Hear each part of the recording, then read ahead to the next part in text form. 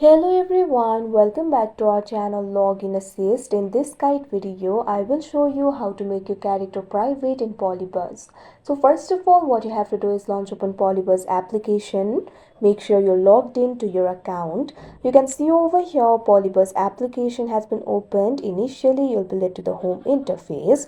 So in order to access your character, first of all, you'll have to go to your profile interface. Tap on the profile icon that you can see at the bottom right corner of your screen. Now you can see over here, you'll be led to your profile interface.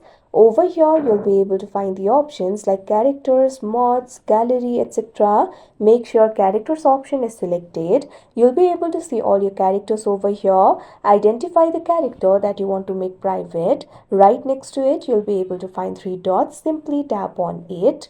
Now you'll be able to find two options, edit, delete. Tap on the option edit.